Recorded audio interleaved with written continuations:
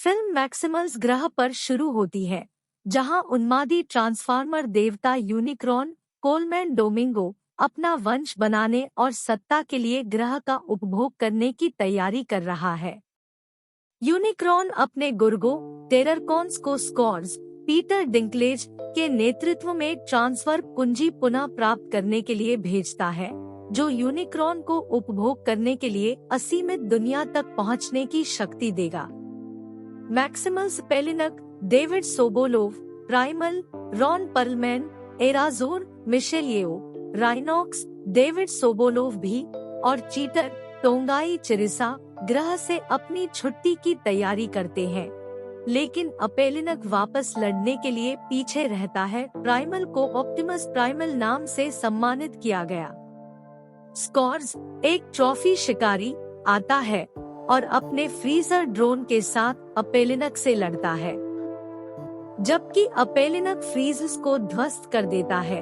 Scarce अपेलिनक को घातक रूप से घायल कर देता है, लेकिन उसे बहुत देर से एहसास होता है कि मैक्सिमल्स पहले ही चाबी लेकर भाग चुके हैं। इसके बाद यूनिक्रॉन ग्रह को निगलने के लिए आगे बढ़ता है। 1994 ब्रुकलिन पूर्व सैनिक इलेक्ट्रॉनिक्स विशेषज्ञ नो डियाज, एंथनी रामोस अपनी मां ब्रीना, लूना लॉरेन वेलेस और छोटे भाई क्रिस डीन स्कॉट वास्केज के साथ रहते हैं। क्रिस एक बीमारी से पीड़ित है और परिवार उसकी दवा के लिए पैसे कमाने के लिए संघर्ष कर रहा है। नो अस्पताल जाता है और उसके पास अपने भाई की मदद के लिए कोई बीमा नहीं है, और जब वह नौकरी के लिए साक्षात्कार के लिए जाता है तो कंपनी के प्रबंधक ने उसे बताया कि उसने नो के पूर्व कमांडिंग ऑफिसर के बाद साक्षात्कार रद्द कर दिया है, जिसने कहते हैं कि वह बहादुर है लेकिन एक टीम में काम नहीं कर सकते। Elena Wallace, Dominic Fishback, Jillian, Sara Stiles नामक एक मूर्ख गैलरी मालिक के लिए प्रशिक्षु के रूप में काम करती है। जासूस कार्यस्थल पर है क्योंकि एक कला निर्देशक का भंडाफोड़ हो गया है और हो सकता है कि वह नकली सामान रख रहा हो।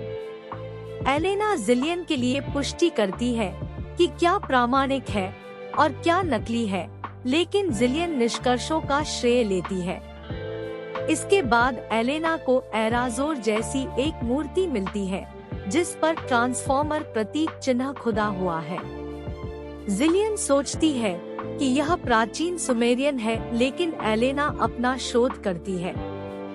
नूह अपने दोस्त रीक टोबे निगवे के पास जाता है, जो उसे दूसरी कंपनी के गैरेज में रखी पोर्शे चुराने के लिए मनाता है ताकि वह उसे बेच सके। नूह अंदर घुसने में कामयाब हो जाता है और पोर्शे को तोड़ता हुआ पाता है।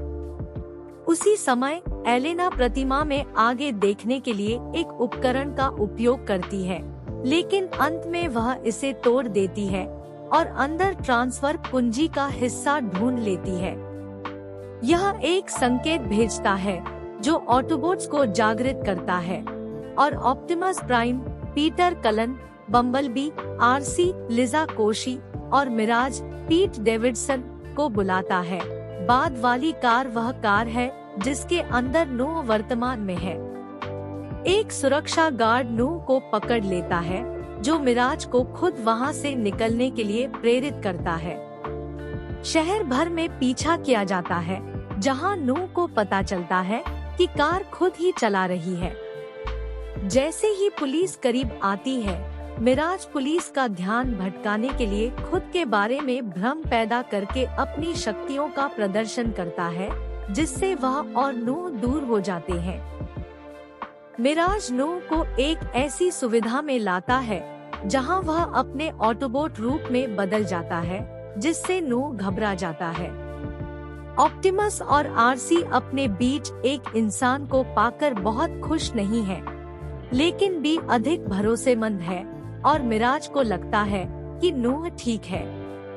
ऑप्टिमस का उल्लेख है कि कुंजी ने एक सिग्नल भेजा है और उन्हें इसके पीछे जाने की जरूरत है ताकि वे साइबरट्रॉन पर वापस लौट सके। नूह मिराज में शामिल हो जाता है, क्योंकि वे चाबी पाने के लिए कला संग्रहालय की ओर बढ़ते हैं। लेकिन स्कॉर्च और उसके टेररकोन साथी बैटल ट्रैप, डेविड सोबोलोव भी और नाइटबर्ड माइकला जे रोड्रिग्ज पहले से ही पृथ्वी पर हैं और कुंजी के पीछे भी जा रहे हैं। नोह संग्रहालय में प्रवेश करता है और एलेना को चौंका देता है, जो सोचती है कि वह एक घुसपैठिया है। संघर्ष के बाद नोह यह समझाने की कोशिश करता है कि उसे चाबी की जरूरत है। एलेना को अभी भी नहीं पता है कि उसके पास यही है और एलेना उस पर तभी विश्वास करती है जब स्कॉर्च दीवार के माध्यम से एक छेद करता है और एक सुरक्षा गार्ड को मार देता है। जैसे ही टेररकॉन्स हमला करने का प्रयास करते हैं, ऑटोबोट्स युद्ध के लिए सामने आते हैं, जबकि ऑप्टिमस और बम्बलबी स्कॉर्च के पीछे जाने का प्रयास करते हैं। घातक टेररकॉन बी को सूली पर चढ़ा देता है और उसके सीने में विस्फोट कर देता है, जिससे उसकी मौत हो जाती है, जबकि ऑप्टिमस केवल डरावनी दृष्टि से देख सकता है। इससे पहले कि स्कॉर्च ऑप्टिमस को भी ले जाए, एराजोर उड़ता है और स्कॉर्च और अन्य लोगों को भगा देता है, हालांकि वह चाबी का आधा भाग अपने साथ ले गया है। स्कॉर्च यूनिक्रॉन में लौटता है और उसे पता चलता है कि यह कुंजी का केवल आधा हिस्सा है, जो भगवान को अपने शिष्य को हिंसक रूप से दंडित करने के लिए मजबूर करता है। एराजोर ने ऑटोबोट्स, साथ ही नूह और एलेना को स्थिति समझाई और एलेना ने जो रीडिंग देखी उसके आधार पर यह निर्धारित करती है कि कुंजी का दूसरा आधा भाग पेरू में होना चाहिए। जाने से पहले नूह क्रिस को देखने के लिए घर लौटता है, लेकिन मिराज आता है और उसकी उपस्थिति स्पष्ट कर देता है। नूह क्रिस को अपना मिशन समझाता है और मिराज से कहता है कि वह उसके भाई को सुरक्षित रखने का वादा करे। पेरू जाने के लिए गिरोह स्ट्रेटोस्फियर जॉन डिमैगियो के अंदर यात्रा करता है, एक ऑटोबोट जो एक जर्जर पुराने विमान में बदल जाता है। रास्ते में नूह एलेना से कहता है कि यूनिक्रॉन के आगमन को रोकने के लिए उन्हें चाबी को नष्ट कर देना चाहिए, भले ही इसका मतलब यह हो कि ऑटोबोट्स पृथ्वी पर फंस जाएंगे। एक बार जब वे पहुंचते हैं, तो उनकी मुलाकात विल्जय क्रिस्टो फर्नांडीज नामक एक स्थानीय ऑटोबोट से होती है, जो उन्हें उनके स्थान तक मार्गदर्शन करता है। मिराज नूह को एक उपकरण भी देता है, जो उसकी कलाई के चारों ओर लपेटता है यदि उसे अपना बचाव करने की आवश्यकता होती है। नूह और एलेना ट्रांसफॉर्मर प्रतीकों को खोजने के बाद एक भूमिगत गुफा में प्रवेश करते हैं और नीचे की ओर बढ़ते हैं। दुर्भाग्य से टेररकॉन्स भी आ गए हैं और स्कॉर्च ने नूह और एलेना के पीछे जाने के लिए और अधिक फ्रीजर भेजे हैं।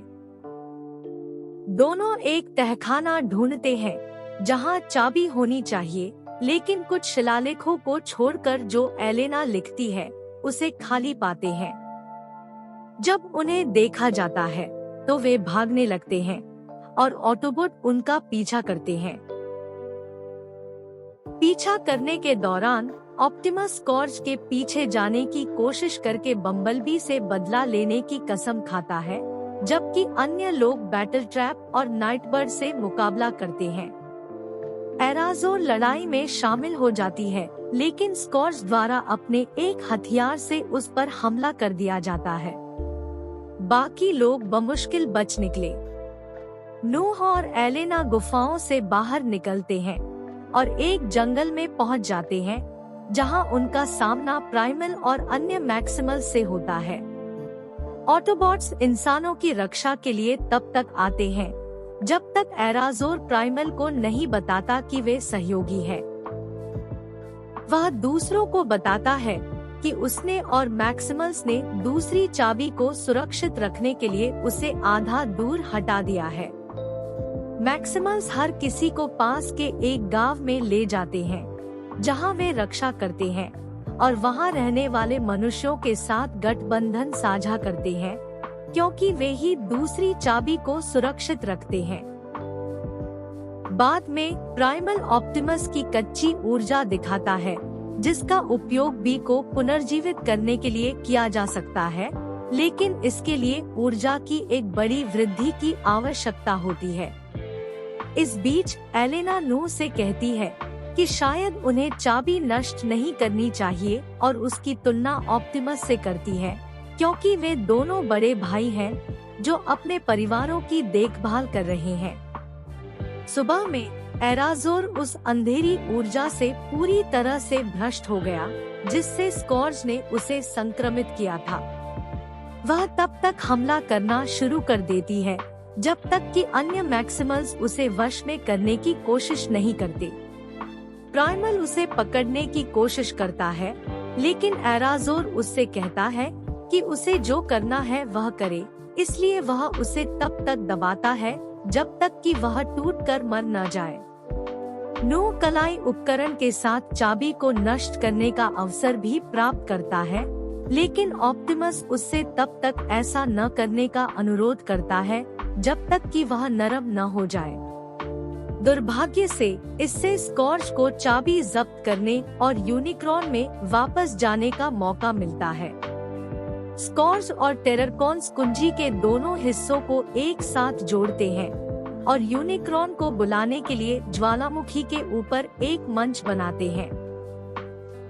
जब ऑप्टिमस और नू को एहसास हुआ कि उनके कार्यों ने चीजों को बदतर बना दिया है, तो ऑटोबोट्स और मैक्सिमल्स और नू और एलेना खलनायकों को हमेशा के लिए रोकने के लिए सेना में शामिल हो गए।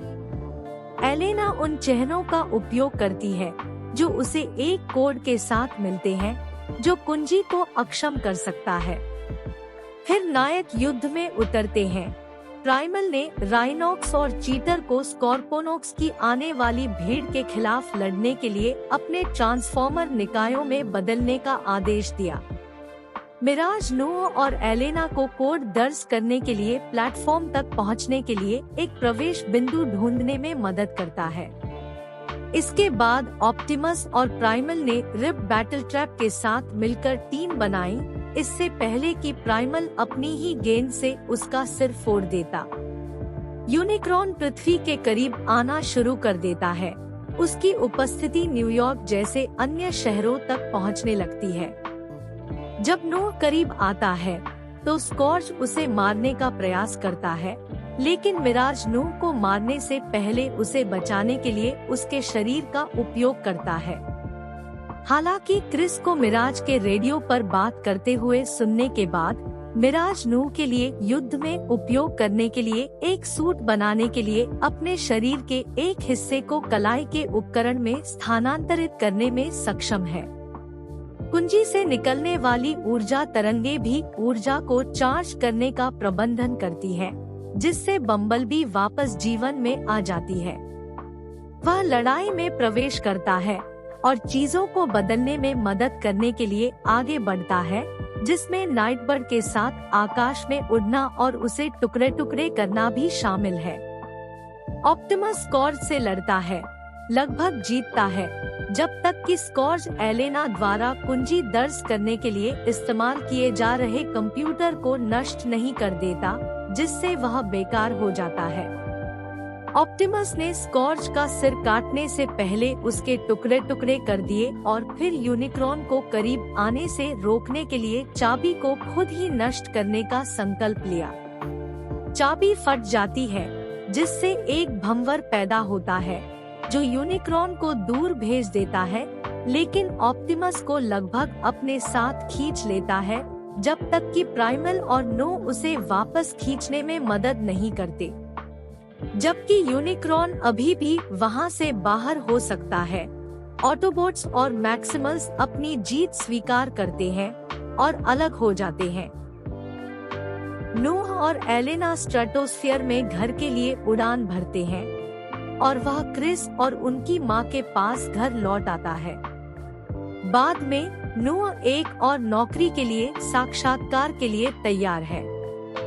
उसकी मुलाकात एजेंट बर्क माइकल केली नाम के एक व्यक्ति से होती है, जो नूह के पेरू में होने और ऑटोबोट्स के साथ काम करने के बारे में जानता है। हालांकि नूह इससे इनकार करने की कोशिश करता है। बर्क नोआ को एक गुप्त सरकारी संगठन में शामिल होने का मौका देता है, यहाँ तक कि यह गारंटी भी देता है कि क्रिस के चिकित्सा खर्चों को कवर किया जाएगा।